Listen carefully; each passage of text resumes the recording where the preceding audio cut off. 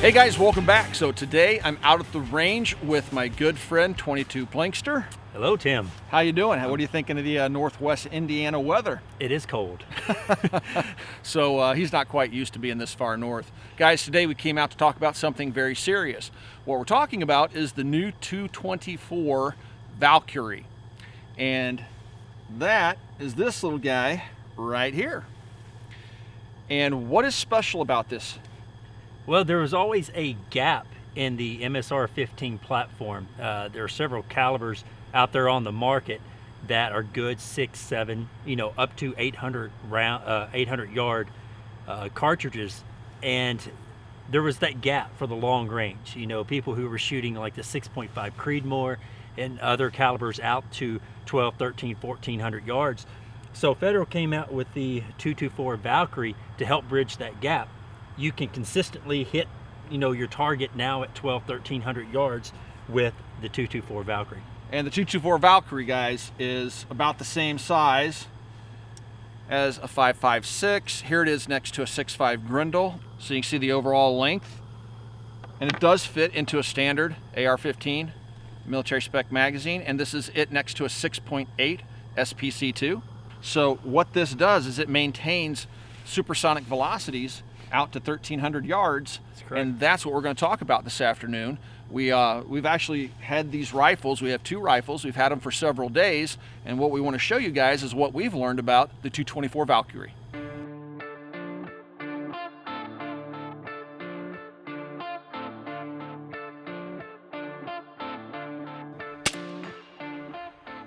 Dave, why does the 224 Valkyrie exist?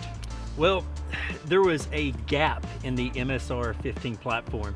There's a lot of calibers, the 223, of course 5.56, the 22 Nosler, the 6.5 the Grendel, and a lot of those cartridges start tailing off at 600-700 yards, and they don't stay supersonic. And when a bullet stops becoming supersonic downrange, you start losing a lot of the accuracy. So Federal came up with the 224 Valkyrie that will extend the range in the MSR 15 platform. What that'll allow you to do is, once you're on target, you can shoot 900, 1,000, 11, 12, and even 1,300 yards on a very consistent basis with the 224 Valkyrie. So in essence, what we have is a 22 caliber bullet with a very high ballistic coefficient of 0.563. Now, when I first saw those numbers, I thought that was made up. But the proof is in the pudding, because when I put those numbers into my ballistics calculator and we sat down at the 1,000-yard range and it said hold, it's an MOA scope, I'm used to using mil, but when we put the dope in that the calculator gave us, it was spot on, which confirms that this bullet is a 90 grain bullet, and we confirmed the velocity at 2,715 to 2,728, right around there. Yeah. Just a little over 2,700 feet per second, 90 grain bullet doing that with a ballistic coefficient of 0.563. I mean, that's 300 Win Mag territory, which is amazing. So what that allows this bullet to do is to give you ballistics that are similar to, I'm not talking about energy, but ballistics similar to a 6.5 Creedmoor, which would require an AR-10 sized rifle, whereas the 224 Valkyrie will fit literally into a standard AR-15 with a barrel change and a bolt change. And what you need to realize is, comparing it to the 6.5 Creedmoor, the recoil is like 50% less. There's hardly any felt recoil with the 224 Valkyrie.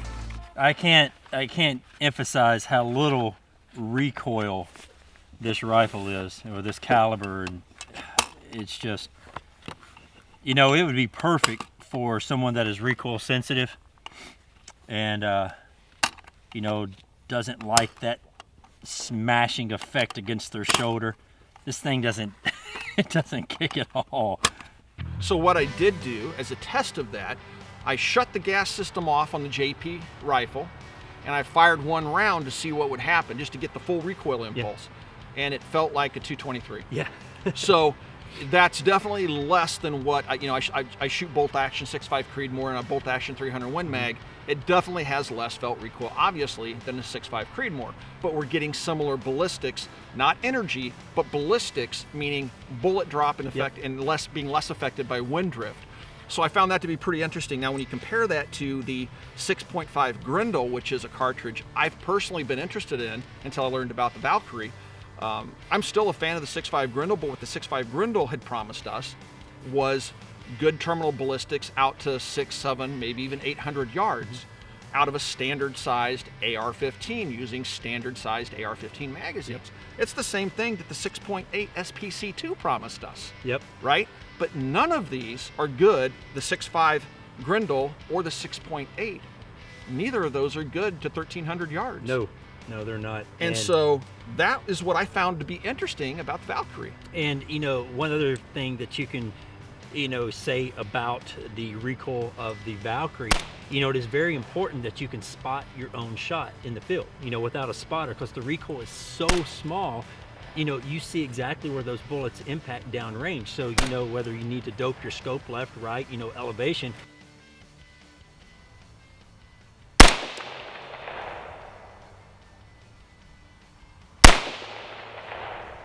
That's not a bad group.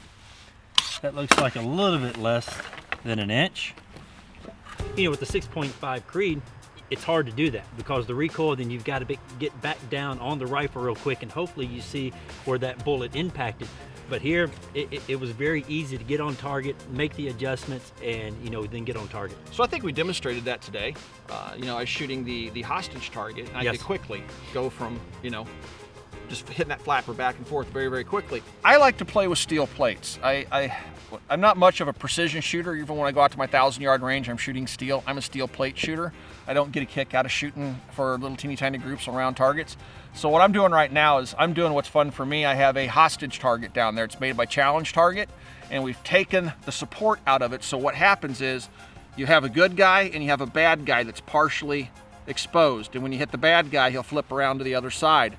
But the trick is the whole target wobbles after it takes a hit, so it makes it more difficult to hit the bad guy and not hit the good guy, because the good guy and the bad guy are wobbling. So I'm going to play around with that here really quick and see what I can do at 100 yards if I can get my bad guy in the face.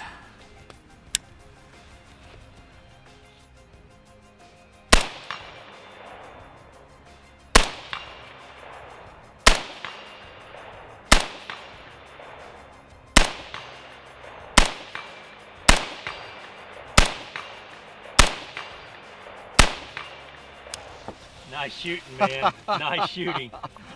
That was some good shooting. I do a lot of prairie dog hunting, and I have used the 6.5 Creed more, and basically what I have to do is dial my magnification back because I have to compensate for that recoil. So when that thing bounces and it settles back down, I can see where that bullet hit, so I can make wind adjustments and then get that second round on the prairie dog. Now I can run more magnification and I can have less recoil, and I can spot my own shots a little bit better. But a lot of that, I would also say, this JP rifle, we have 2 of them out here.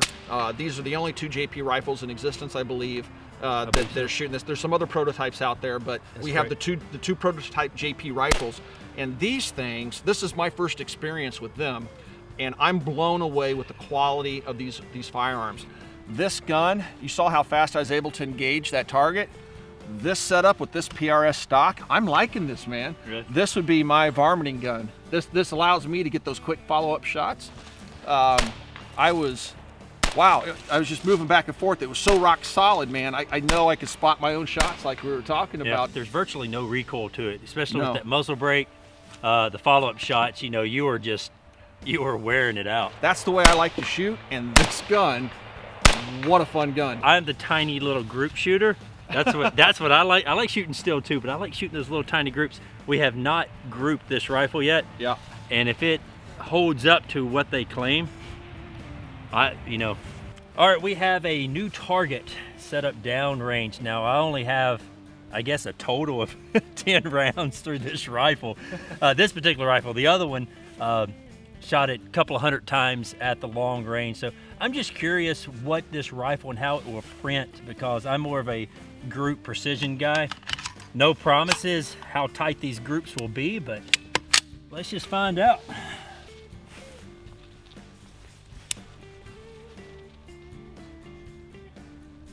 Okay, we're gonna go for the center dot there.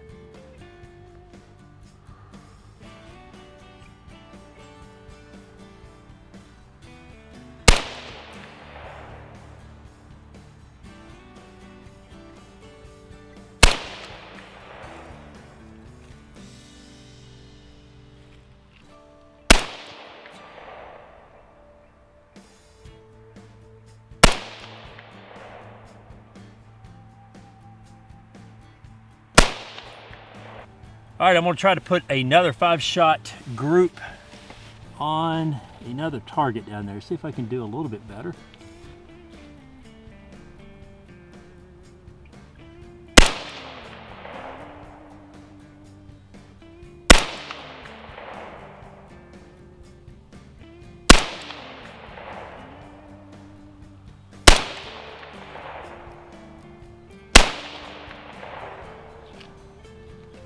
Okay. All right, let's print one more, just to give everybody a good idea.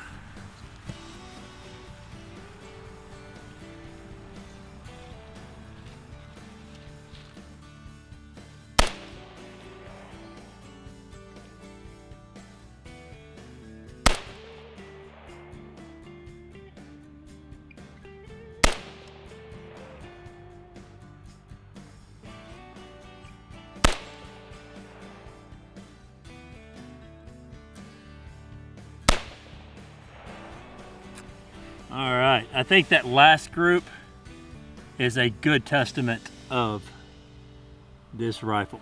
Let's go down range and take a look. All right. Oh, that's pretty good, man. There we go. I think that is a good testament of that rifle.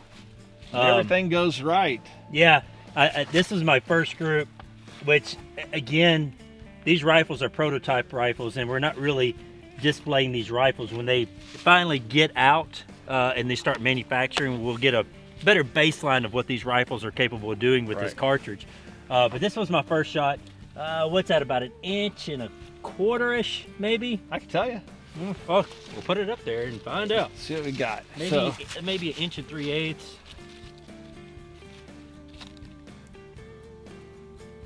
Show you the center to center thing.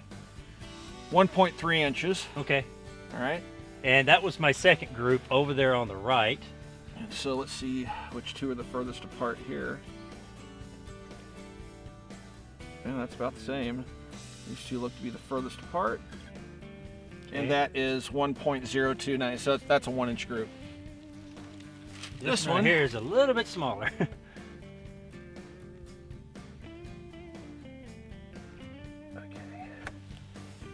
That one's 0.8. 0.8, so sub MOA, and... But we saw that at 1,000 yards, man.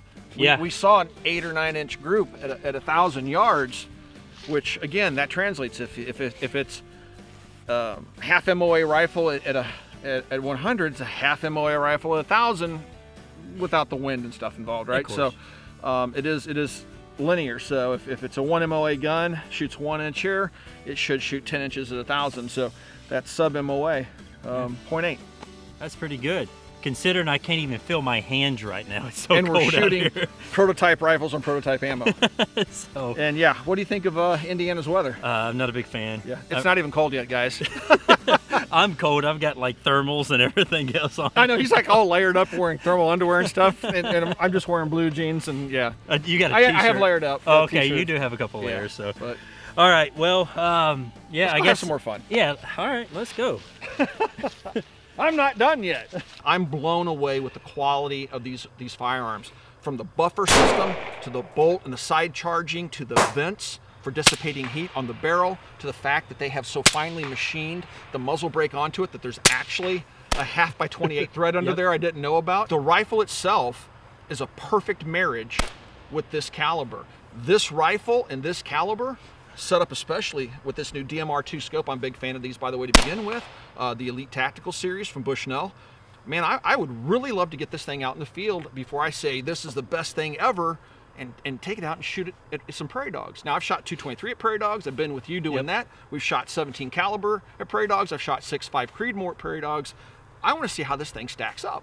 Well, I'm excited to try it this year out in the field on a prairie dog hunt.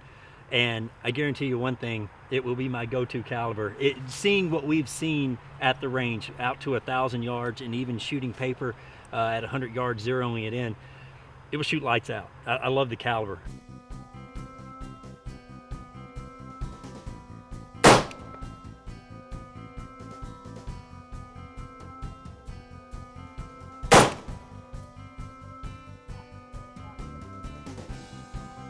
Okay, I'm gonna go again.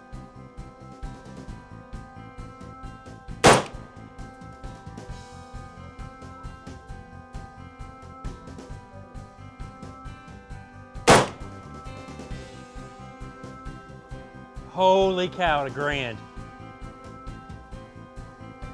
Like a full I would give it a 5-inch group? 6?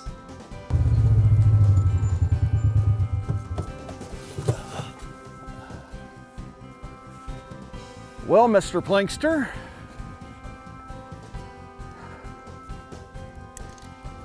Four shots. yeah, center to center, about 9 inches. And that's holding on the pole with an 8 to 10 mile an hour crosswind at 1,000. So guys, where we're standing, we're in pretty much an open field, but we have a tree line that breaks, and then we have an open field over here. So the wind in here, if you look at the flags, you'll see the flags downrange are pointing this way. The flags over here are pointing this way. It's kind of tough to make that wind call. It is, it's very tough. It's a very challenging range to shoot on, but this is 1,000 yards, 4 shots fired. Well, there, about the size of my hand. So what I Not think too we bad. need to do is re-zero for windage and see if we can get a little bit tighter group at a grand. Keep in mind, we're going to be making wind calls all afternoon. This wind's All going to be afternoon. changing the whole time. So we got our elevation spot on, which is critical, and now it's just calling wind, right? Yep. This is fun because this gives us an idea of what the 224 is capable of in terms of bucking wind. I shoot 300 Win Mag out here quite a bit, and with my 300 Win Mag, I can actually, in a windy day like today, I can favor left or right. And basically what that means is if this is a dead hold, if I favor left, this is it. If I favor right, this is it. Or I'll say left edge, right edge. With my 300 Win Mag, I can get away with that on Yeah. days like today. But so it's interesting to see how the 224 is behaving because it is a smaller bullet, but has an outstanding ballistic coefficient. And so, and it also fits in the size of an AR-15 receiver, which is just crazy. And that's just that's a little 90 grain bullet doing this. Yeah, At and a it's grand. a 90 grain bullet. That's crazy. So far, I'm very, very, very impressed with it because if this could, 6.5 Creedmoor was like my baby. I was about 6.5 Creedmoor and it started getting me into the 6.5 Grindle, and then I shot this thing. And if this thing, I get out there and I start shooting prairie dogs with it, and it extends past with 223, because 223 doesn't have the same ballistic coefficient. Not even close. Even to mark the MK262, I mean, I think Black Hills got it up to 0.42 ballistic coefficient, but on average it's like 0.3, 0.6 or 3.3. Yep. But I know Black Hills got the mark 262 up to 0.420, Yeah. but that's still not 563. It's crazy. That's an amazing ballistic coefficient, which means it's going to buck the wind well, and it's going to allow me to hit those dogs out at 600-700 yards, which I'm used to doing with the Creedmoor, which I couldn't do with the 17s, and it was really hard to do with the 5.56. And it has such, less drop at longer range than, of course, your 5.56 and your Grindle and everything like that. So that's very important when you're trying to range targets out at longer ranges, that you can get on your targets quicker. Yep. A very, very small margin of error. It'll be interesting to shoot this in a bolt action in the future. It'll be interesting to shoot it in a standard, non-tricked out, extremely recoil management capable rifle like the JP that we have sitting here in front of us. I want to get it into just a standard AR, see how it behaves. Because folks not always going to have $4 or $5 grand to spend on a rifle. Some folks are just going to want to pick up a barrel and a bolt when they're available and convert their existing AR to the caliber. And I think that's going to be a cool concept. And I want to see how it works in a bolt action. But yeah, all the way around, it just seems like a very interesting new cartridge where the 22 Nosler didn't pique my interest whatsoever. Yeah. And the 25-45 Sharps, I was contacted by many people saying, why don't you talk about it? I looked at the ballistics. I mean, I already have that. I don't, it's just another wrapper. This is the first time I've seen something that potentially has something that nobody else has brought to the table yet. And you mentioned about, this rifle, and as of right now, there are going to be about 15 companies on board making either gas guns or bolt action guns in this caliber, because other manufacturers have seen what this caliber and the 224 Valkyrie can do. They're excited. They want to get on that boat and go ahead and market and also produce rifles in this 224 Valkyrie. So to give a lot of people a lot of options, things, firearms from $500 all the way up to $4,000. And here's something else that I found very interesting about the Valkyrie, the price point. Yes. What is the price point that Federal is going to market with?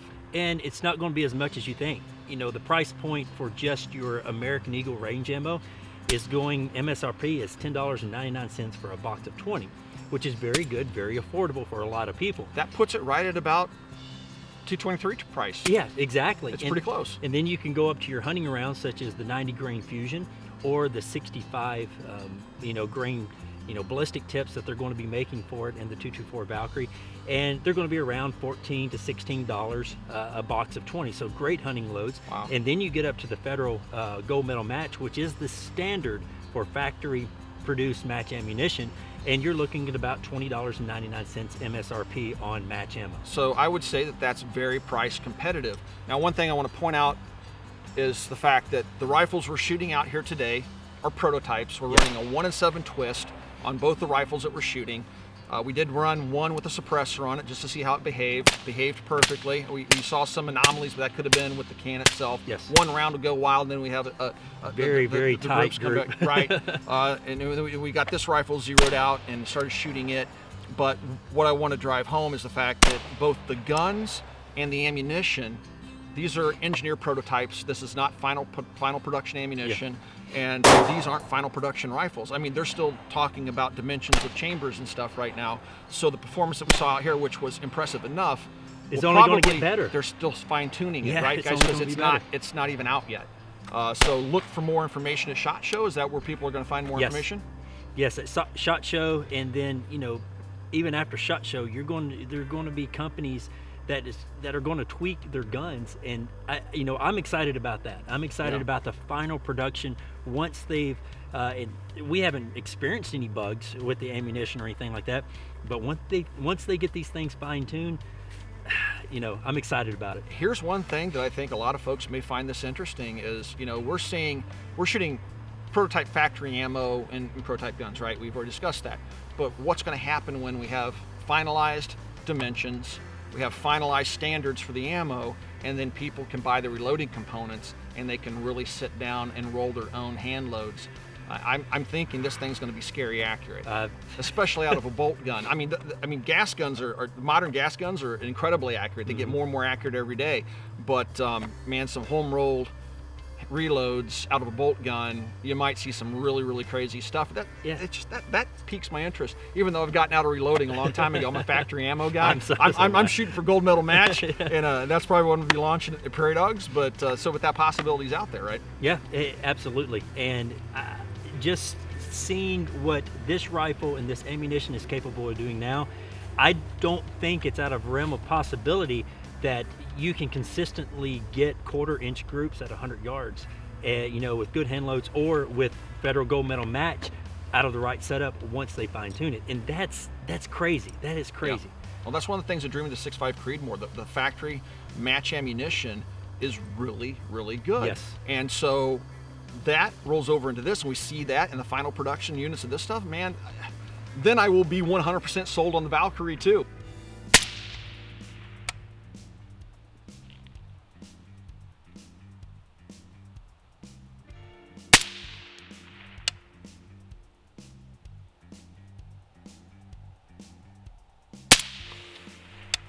You put the last 3 in the same hole. I know this was my first shot, and then it started grouping over here. We were getting Mirage after about 5 rounds in. The can was getting hot, and Mirage, you've probably seen it, guys. You know what I'm talking about. It just gets wavy, so I don't see a clear dot anymore. It's just waving. But we have one shot here, so 1, 2, 3, 4, 5, and then there's 5 rounds in this little cluster right here. Now we'll see in what order that came in at. What do you remember seeing? What order it came in? was Number one, first, and this was like 4 shots, and then you hit here, then you went back here, and these were like I believe your last 2. Okay. I've had 3 days with it, so I'm not going to go out and say this is my next best thing. But I'll tell you what I've seen these last 3 days is like, it's making me think differently now. It's piqued your interest a little bit. It's like, oh, here's my 6.5 Grendel. No, not so much that anymore. Oh, my 6.8 SPC. I was so happy to get legalized for deer in Indiana this year. Yeah, not that so much anymore. But sadly, I can't use this to hunt deer here. But again, come to Tennessee. I'll come to Tennessee, or may go to Texas to do it because I am interested in it. Well, guys, I hope you enjoyed coming out this afternoon to the range to do some shooting with the 224 Valkyrie, which is a brand new caliber that will be released at SHOT Show. Yep. And yeah, I mean, I'm intrigued. Yes. I was pleasantly surprised with what I saw with this caliber. How about you? Man, you know, with the long range performance, the greatly reduction in the recoil, yeah, I'm a big fan. I'm not gonna lie to you. So guys, stick around for more information. I do plan on picking up one of these rifles, a rifle chambered for this, going down the road, probably sometime in early 2018 when this cartridge is formally released. And I do want to do some more shooting with it. You know, before I can say that I'm just absolutely blown away by it, Yeah. I want to take this thing into the field and do some prairie dog hunting with it, do some predator hunting with it, and heck, maybe even do some deer hunting with it. I can't do it in my home state, but I'm looking forward to learning more. I need to come to Tennessee. But guys, I hope you enjoyed learning something about the new 224 Valkyrie. Dave, thank you so much for bringing this up and letting me shoot it. And I enjoy teaching you how to shoot. He schooled me today, guys. If you want to see something that's really impressive, swing by his channel. His main channel is Plinkster, 22 Plinkster, and he pulls off something pretty crazy with this rifle at 100 yards. And also be sure to check out Plinkster Outdoors where he does his hunting videos. And guys, you know, we really appreciate you watching the channel, and we hope to see you guys soon on the range again.